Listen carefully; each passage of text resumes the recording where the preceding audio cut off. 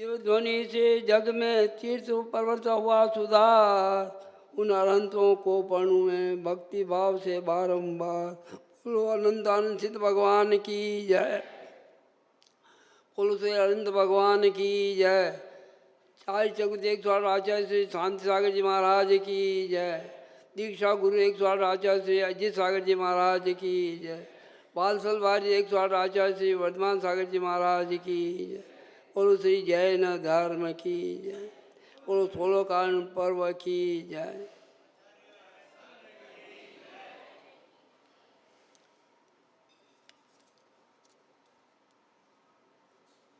बोलो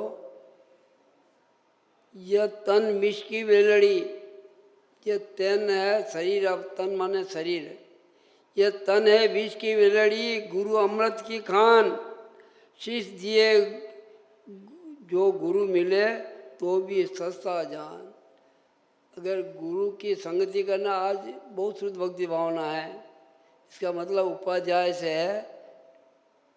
अब वर्तमान में अनंत भगवान है नहीं, सिद्ध भगवान है नहीं, पर अपने को ज्ञान की प्राप्ति करने के लिए शुद्ध भक्ति का मतलब है उपाध्याय से। उपाध्याय की संगति करना, गुरु की संगति करना।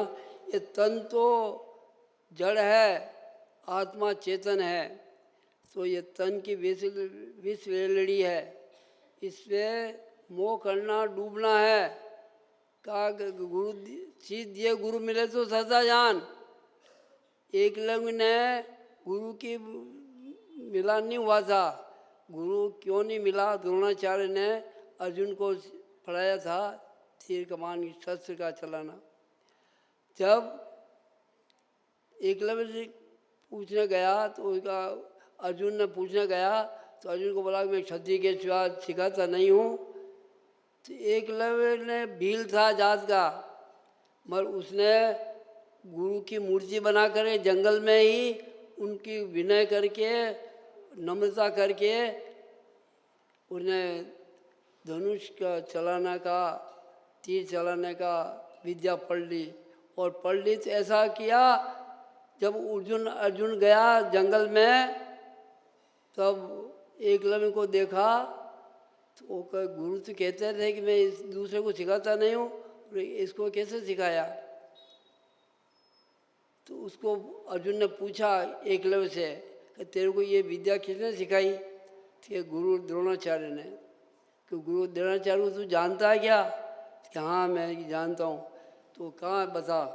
तो मूर्ति ले जाके बताई, ये गुरु द्रोणाचार्य हैं। तब क्या साक्षात मिल जाए तो क्या करना?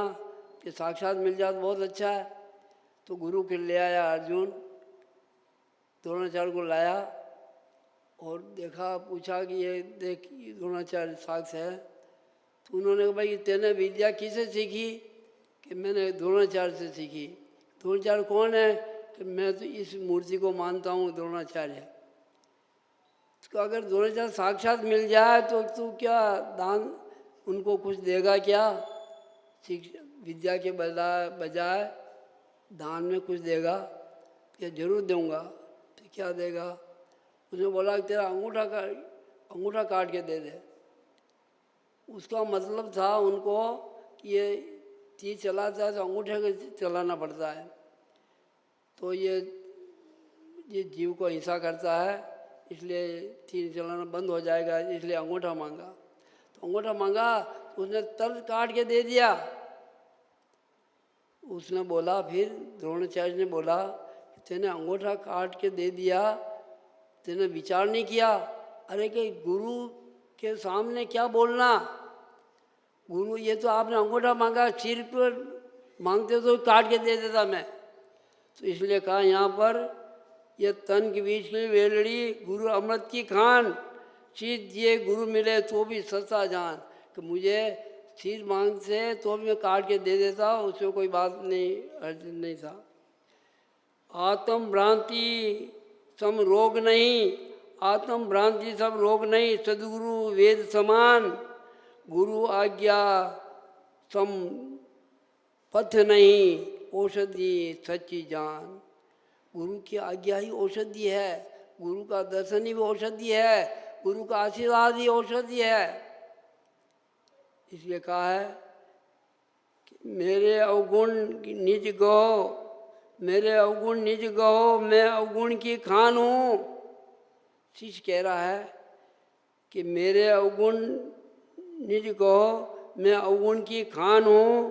पतित उदारक आप ही हो, करो पतित से पतित का सारा काम। अरे ऐसे गुरु मिलते नहीं हैं, अपने को समय नहीं। आज आदमी समय के चक्कर में है।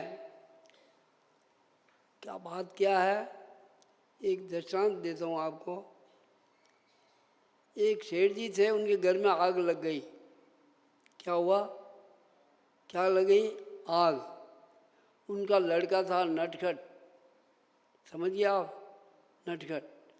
वो दौड़ा, रात की 12 पौष का महीना था, सर्दी पड़ रही थी, आग लग गई। तो वो लड़का नटखट था, वो गांव में दौड़ा दोस्तों के वहाँ कि मेरे घर में आग लगाई है, सर्दी से ताप, सर्दी को मिटाने के लिए चलो सब चलें, आग को ताप करेंगे, तब का सर्दी को मिटाएंगे और तापेंगे।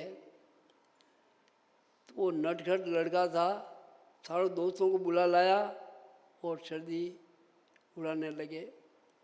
वो नटखट कौन था? वो अपन ही नटखट हैं। अपने अंदर भी कसायों की आग लगी हुई है। काहे की आग लगी है? कसायों की आग लगी हुई है। अपन खुशी मान रहे हैं, क्रोध करके खुशी मान रहे हैं, मायाचारी करके खुशी मान रहे हैं, और लोभ करके खुशी मान रहे हैं, और क्रोध मान माया मान करके थोड़ा धन हो गया, रूप हो गया, पढ़ के लिखे हो गए, थोड़ा जान कर लिया, थोड़ा अक्षर ज्ञान हो गया तो मान करते हैं। पर ये आग है, आत्मा को जलाती है। तो ये आग हमारे अंदर लगी हुई है। नटखट हम ही हैं, हम खुशी मान रहे हैं। जैसे वो लड़का खुशी मान कर दोस्तों को बुला लाया, वैसे हम भी क्या करते हैं? क्रोध मान माया लोभ चारों कसाय। अरे हम पुण्य कार्य करते हैं, गुरु के पास जाते हैं, दर्शन करते हैं, शिक्षा लेते हैं, मगर राग देश को मिटते नहीं हैं।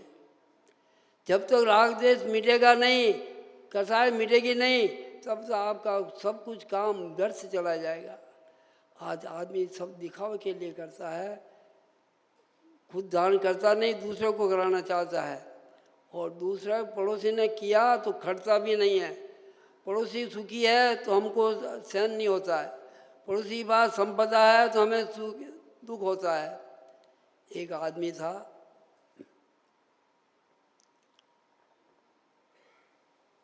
वो भक्त था किसी देवी देवता का। तो भक्ति करते करते वो देवी देवता खुश हो गया। उससे पूछा, भैया तू क्या चाहता है? वो सोचता है, मैं क्या मांगूं, मैं आज नहीं विचार करूंगा, कल मांगूंगा। कौन सोचता है? वो एक आदमी जिसने देवी देवता खुश हो गया, तो कल मांगूंगा। वो जाने लगा तो देवी देवता ने वापस बुलाया उसको, ए भैया ध्यान रखना, तू कुछ मांगेगा पड़ोसी, उससे पड़ोसी को दुना मिलेगा। क्या बोला? तेरे को जितना चाहिए वो मांगेगा, उससे पड़ोसी को दुना मिलेगा, डबल मिलेगा। वो जाके विचार करता है।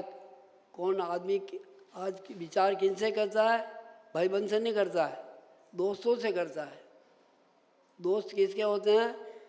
खांड गिरे सब दोस्त है, गांड गिरे सब गए सब। बीमार है हो जा तो कोई पूछे नहीं, खांड गिरे सब नुता नहीं, ऐसा ही बोलते नुता मेरे नहीं आया। तो क्या हुआ, उसने विचार किया दोस्तों में जाके कि भाई देवता तो खुश हो गया, मगर पड़ोसी को दुना मिलेगा, ऐसा कैसा, समझ नहीं बैठा। उन्होंने बोला, दोस्तों ने बोला, तू आज एक चीज़ मांग तो सही, मालूम पड़े देखा क्या देता है।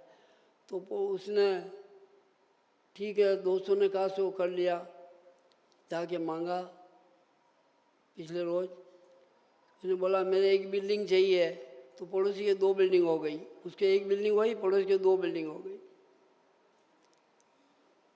फिर विचार किया, कहाँ भाई दोस्तों में जाके बैठा, कहाँ से देवता देता जरूर है, मगर पड़ोसी को डबल दिया, मेरे को एक सिंगल दिया।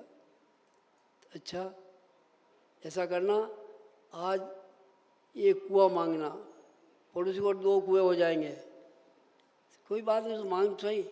तो उसने बोला जाके देवता को, मुझे एक कुआं चाहिए मकान के सामने।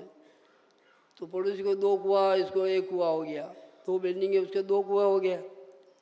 फिर विचार किया कि हाँ देता जरूर है देवता, मगर डबल देता है पड़ोसी को। तो फिर बोला, बेचा ऐसा करना, तेरे को एक आँख से काम चलेगा, तू एक आँख फूट जाए ऐसा बोलना, तो पड़ोसी की 2 फूट जाएगी। उसमें वो सुखी हो गया। क्या? हाँ ये अच्छा अच्छा अच्छा। आज अपन भी इसी बात से सुखी हैं कि पड़ोसी को दुख हो जाए, मुझे सुख हो जाए। मरे बात ध्यान रखना, घर का पड़ोसी नरम चाहिए, दुकान का पड़ोसी गर्म चाहिए। दुकान का पड़ोसी मालदार चाहिए, तभी जरूरत पड़ जाए 5-10 हज़ार रुपया उधार ले आवे और काम चल जाए। और घर का पड़ोसी नरम हो तो अपने साग ले जा, वो अपना काम, उसे बच्चे कोई चीज़ आवे तो बच्चों को दे देना, तो वो राजी रहे, तो पड़ोसी सुखी रहे, तो अपन सुख रहे। क्योंकि पड़ोसी का अगर वेर किया तो आपका हानि हो सकता है। कैसा? एक इसका उदाहरण दूसरा है। एक कोई लड़की वाला संबंध करने के लिए आया। ये बात तो अलग है, कुछ बहुत शुद्ध भक्ति भावना से वो अलग है, मगर वो आगे इसमें आएगी, इसलिए बताता हूँ। तो उसने बोला, सब गांव में वो सब फिरा, पूछा तो भाई लड़का अच्छा है, संबंध कर लेना। ठीक है, सबको फिर लिया, मगर पड़ोसी के बेर था, पड़ोसी से बेर था। तो उसने विचार किया कि पड़ोसी के भी पूछ लें, देखा भाई।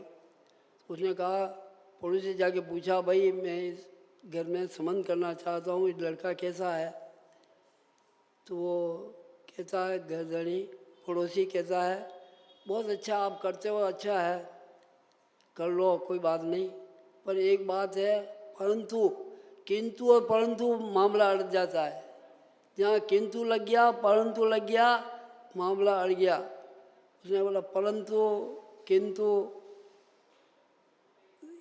लड़के का पग बाहर है, इतना कह दिया, पग बाहर है, मामला घूम गया। वो सारा काम पूरे गांव ने मंजूरी किया, मगर पड़ोसी ने क्या किया, एक जरा किंतु परंतु लगा दिया, उसे मामला डिग गया। इसलिए क्या करना, पड़ोसी सुखी है, मैं सुखी, मैं जीऊँ और पड़ोसी जीवे, मैं जीऊँ दुनिया जीवे, मैं सुखी दुनिया सुखी। तीर्थंकर प्रतिका बंद होता है 16 भावना में, तीर्थंकर प्रतिका बंद होता है, पर ये भावना बहाने से होता है। अगर इसमें एक भी अगर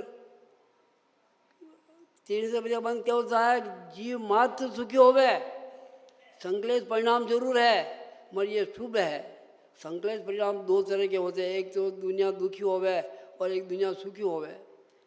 तो अत्यंत संकलेश परिणाम तीर्थंकर प्रतिका बंद कराता है। तो उन्होंने कहा, भाई मैं जीवूँ, पड़ोसी जीवे, दुनिया जीवे, जीव मात्र सुखी होवे। उसी प्रकार वो क्या हुआ, उस आदमी के मांगा कि मेरी आँख फूट जाए, पड़ोसी की 2 आँख फूट गई। इसके तो वो क्या, दोस्तों ने क्या सलाह की कि वो घर से अंधा हो जाएगा तो कुएं में गिर जाएगा, तेरे सुखी हो जाएगा। तो हाँ ठीक ठीक ठीक, आज अपन भी यही देखते हैं, यही सोचते हैं, पड़ोसी दुखी हो जाए, दुनिया दुखी हो जाए, मैं सुखी रहूं। मगर भैया मैं सुखी तो दुनिया सुखी नहीं, मैं दुखी दुनिया दुखी। इसलिए ध्यान रखना, पड़ोसी दूसरे का हित चाहोगे तो आपका हित होगा। उपाध्याय से यही पढ़ना है। बहुत शुद्ध के भक्ति का भाव मतलब ये उपाध्याय से, उपाध्याय का काम है पढ़ना पढ़ाना। तो क्या है, उप आदि आय उपाध्याय, इसका 3 भेद किया, उप आदि और आय। उप का मतलब है आत्मा के समीप, और उप आदि, आदि माने अति निकट, और अति निकट और आय का मतलब पाना। उपाध्याय अपनी आत्मा के निकट आना। जब तक आत्मा के निकट नहीं आओगे, पढ़ने का मतलब क्या है, गुरु का मतलब क्या है, गुरु के पास जाना, दर्शन करना, उससे अपने कुछ ग्रहण करना, अपनी आत्मा के निकट आना है। अनादिकाल से हम आत्मा को छोड़ के शरीर के निकट आ रहे हैं।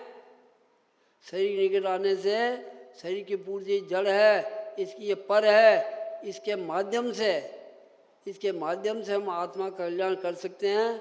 उसी प्रकार उपाध्याय से, गुरु से सीखना क्या है, गुरु आपको मोक्ष नहीं पहुंचा सकते, मगर गुरु के कैसो करने से आप चलोगे, उस मार्ग को पकड़ोगे तो आप गंतव्य स्थान पर पहुंच सकते हो।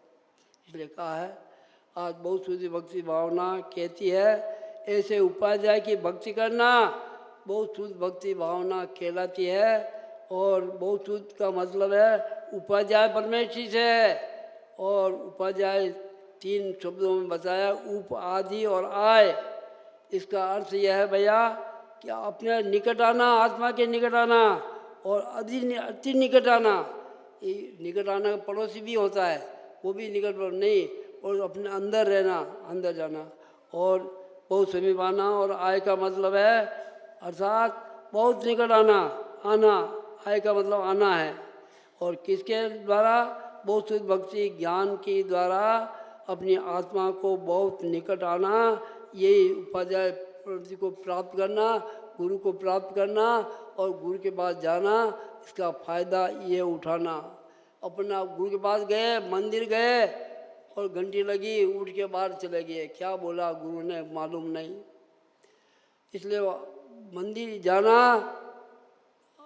सब झंझटों से निपट के जाना, दूसरे का ध्यान नहीं लगाना, बिना पैर नंगे पैर जाना, मंदिर जाना, नहीं तो बूट बाहर खोल के आए तो ध्यान तो बूट पे रहेगा, तो ध्यान चमड़े पे रहा तो आपकी चमार की स्थिति हो गई, कपड़े धोए धोबी हो गए। उसी प्रकार मंदिर गए तो ध्यान आत्मा का करना है। मंदिर जाओ, घर जाओ, घर में बैठ के माला जपो या मंदिर में जपो, जब तक अपने निकट नहीं रहोगे तब तो कुछ सार नहीं निकलेगा।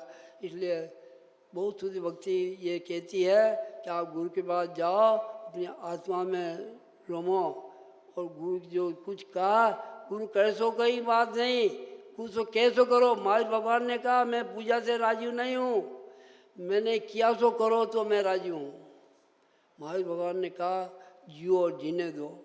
पर हम क्या कहते हैं, हमने पिया, हमारे बेल ने पिया, कुआ दसो बली। हमने पी लिया, हमारे बेल ने पी लिया, और कुआ बली धस जाओ। अरे दुनिया पिएगी, क्यों नहीं चाहते हो क्या? हम नहीं चाहते दुनिया सुखी रहे। जब तक दुनिया सुखी रहे भावना नहीं होगी तब आप सुखी नहीं हो सकते। हमें सुखी होना है तो दुनिया को सुखी रखना पड़ेगा, पड़ोसी को सुखी रखना पड़ेगा। गुरु के पास जाएंगे, भगवान के पास जाएंगे तो भी अपने परिणामों को निर्मल करना पड़ेगा, और परिणाम को निर्मल करने के लिए इनकी संगति करनी पड़ेगा। और संगति के बिना परिणाम निर्मल हो सकते नहीं। क्यों? अपन बहुत सारे कसाई पुण्य का कार्य तो करते हैं, मगर राग द्वेष छोड़ना नहीं चाहते। पुण्य का काम तो करते हैं, दान भी देते हैं, मगर कसाई को छोड़ना नहीं चाहते, मान के लिए देते। कसाई की जब तक कसाई मौजूद है आपका सब काम व्यर्थ चला जाएगा। कसाई को मेटने का पुरुषार्थ करेंगे। राग द्वेष 4 कसाय हैं, क्रोध मान माया लोभ। 2 राग रूप है, 2 द्वेष रूप है। राग भी जलाती है, द्वेष भी जलाता है। द्वेष तो थोड़ा दिन चलता है, मगर राग लंबी चलती है, तो राग और ज़्यादा दुखीदायी है। तो गुरु की संगति किया। एक उदाहरण और है, एक भट्टार जी ने एक जगह चौमासा किया, चतुर्मास। समझ गया आप?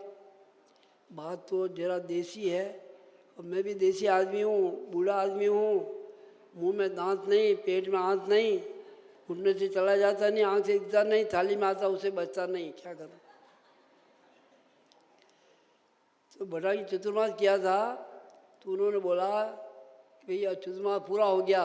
आखिर में आशीर्वाद लोग पंच लेने गए, भाई भट्टाचार्य ने सोचा कि मैं ज़रा जांच तो कर लूँ, इन्होंने चतुर्मास किया, खर्चा किया, दुनिया भर का खर्चा किया है, व्यवस्था की है, आने जाने को भोजन भी कराया, सब कुछ कराया। उन्होंने पूछा, एक प्रश्न पूछा, पंचों से पूछा, भाई एक इंद्रिय कौन है, दो इंद्रिय कौन है, आप बताओ। तो पंचों ने विचार किया, भट्टाचार्य जी का प्रश्न, और कोई एकदम जवाब दे दे, हम आज पंचायत बेगी करेंगे, कल जवाब देंगे, आज पंचायत बेगी करेंगे, कल जवाब देंगे। ठीक है भट्टाचार्य जी, कोई बात नहीं, कल देना।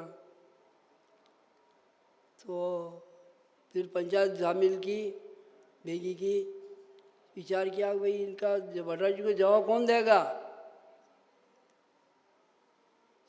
तो सबने विचार की मौन हो गए। एक भांजगड़िया था मेरे जैसा, भांजगड़िया था, उसने बोला चिंता मत करो, मैं दे दूंगा जवाब। तो ठीक है भाई। फिर सब शांत हो गए और सबको विश्वास हो गया कि ये करते जो सही। पिछले रोज पंच पहुँचे, भट्टाचार्य ने पूछा भाई जवाब लाया क्या। हाँ साहब। वो खड़ा हो गया आदमी, क्या प्रश्न था। तो भट्टाचार्य जी बोला एक इंद्रिय कौन है, दो इंद्रिय कौन है।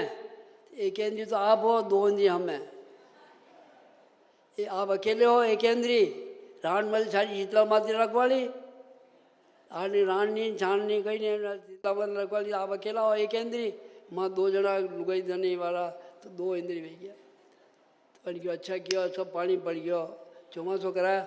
ऐसा न हो जाए आपने चतुर्मास कराया और कोई ज्ञान प्राप्त नहीं किया, अंगीकार नहीं किया, किसाई नहीं बैठी और ज्ञान की प्राप्ति नहीं की, तो आपका भी व्यर्थ हो जाएगा।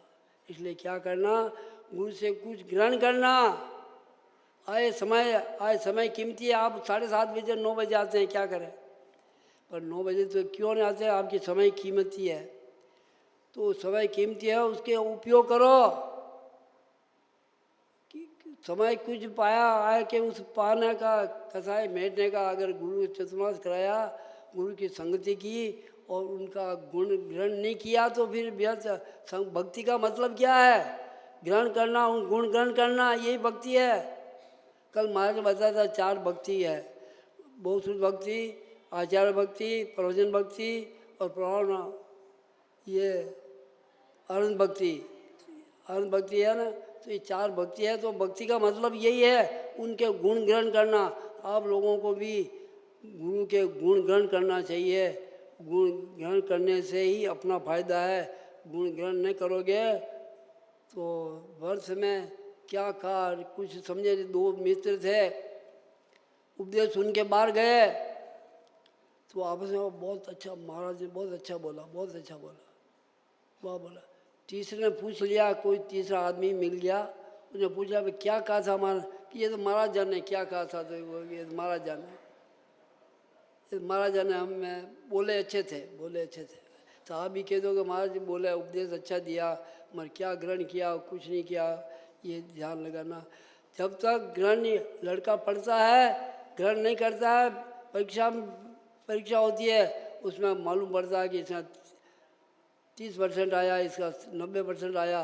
जिसने 90% आया है उसने कुछ ग्रहण किया। हमें भी फर्स्ट नंबर पास होना है, 90% नंबर लेना है, तभी हमारा हित होगा। नहीं तो बहुत शुद्ध भक्ति हो, आचार्य भक्ति हो, आनंद भक्ति हो या कैसी भक्ति हो, अब आए नाम दे दिया, पेन ठहन के बताने के लिए चले गए, कुछ प्राप्त नहीं किया, तो उससे क्या व्यर्थ हो जाएगा। इसलिए कैसी भी अवस्था हो, गुरु के संगति से कुछ ग्रहण करना, तभी हमारा चतुर्मास सार्थक होगा। गुरु समय हमारा सार्थक होगा, हम समय दिया वो सार्थक होगा, और हमारा धन भी सार्थक होगा। नहीं तो व्यर्थ चला जाए। इसलिए क्या करना, आप सब पढ़े लिखे आदमी हो, आजकल पढ़े लिखे हैं, मगर कौन सी पढ़ाई है। आजकल की पढ़ाई और चीज़ है और हमारी पढ़ाई और चीज़ है। गुरु के गुण ग्रहण करना, ये सरल आदमी कर सकता है। अपने भी सरलता ग्रहण करना। सरल का मतलब क्या? आर्जव भाव। अभी धर्म आ रहा है, आर्जव मार्जव भाव। ये क्या कहते हैं बताएंगे उस समय। सरलता, सरलता वाला ही सर्प होता है। सर्प, सर्प नहीं, कपड़ा धोने वाला नहीं, सांप। वहाँ का डेढ़ा चलता है, जमीन पे चलता है, वहाँ का डेढ़ा चलता है, मगर बिल में जाता है जब सीधा जाता है। सीधा हो तभी बिल में घुस सकता है। हम भी सरल भाव से, सहज भाव से यहाँ गुरु की संगति करेंगे, उपदेश सुनेंगे तो ग्रहण होगा। ये आप सब नोट करते हैं, प्रश्न का हल करते हैं, लिख लिया, मोबाइल में कर लिया, बता दिया। उसे नहीं यहाँ लिखना, यहाँ बताना। यहाँ लिखोगे, अंदर लिखोगे तो ग्रहण होगा। नहीं तो कागज़ पे लिखा, पढ़ के बता दिया, उसे क्या हल होना है। ये तो नाम करना है रहा है। इससे मेरा कहना मतलब ये है, यहाँ नहीं लिखना, कागज़ पे नहीं लिखना, यहाँ लिखना। यहाँ लिखोगे तभी अपना हित होगा, नहीं तो समय और सब बेकार व्यर्थ चला जाएगा। इसलिए आप सुबुद्धि लोग हैं, विवेकवान हैं और विनम्रतावान हैं, तो गुरु के संगति से, चतुर्मास से कुछ ग्रहण करना, अंदर अपने में आत्मा का जिससे हित हो, अहित न हो जाए, और धन भी सार्थक होए, समय भी सार्थक होए। और दूसरी बात, हम सुखी हम जीवे, दुनिया जीवे। हम सुखी दुनिया सुखी, ऐसे भाव करके कसाई का मेटना और सरलता ग्रहण करना, विनय भाव, विनयता संपन्न एक भावना है, विनय संपन्नता। 16 कारण भावना में 10वीं विशुद्धि भावना विनय संपन्नता कंपल्सरी है। किसी पे काम कराना, कुछ करना, विनय से काम को जाके अर्ज करोगे तो आपका काम बन जाएगा। और विनयता से जाके कहोगे ऐसा करना है तो वो कहेगा अभी सोचूंगा या देखूंगा, ऐसे करके आपको टाल देगा। जब तक विनयता नहीं, कोई भी काम सहज नहीं हो सकता और साधता भी नहीं हो सकती। सरल काम अपना बनाना है तो विनय जरूर धारना जरूर है। मैंने एक कल भी बताया था कि प्रभुता से लघुता से प्रभुता मिले, प्रभुता से प्रभु दूर। अगर आप बड़े बन के जाओगे, किसी के पास कोई चाहोगे तो नहीं मिलने वाली है। लघुता से प्रभुता मिले, प्रभुता से प्रभु दूर। आप बढ़ के जाओगे तो आपसे दूर हो जाएगा। और अगर चाहो प्रभुता तो लघुता धारण करो जरूर। अगर आप बड़ा बनना चाहो तो लघुता बन के जाओगे तो बड़े बन जाओगे, नहीं तो बड़े बनने वाले नहीं है। बहुत शुद्ध भक्ति भाव कहती है, कसाई को मेटो और अपने में रहो और लघुता धारण करो, विनय संबंधता धारण करो, उससे अपना काम बोलेगे। यार श्री महावीर भगवान की।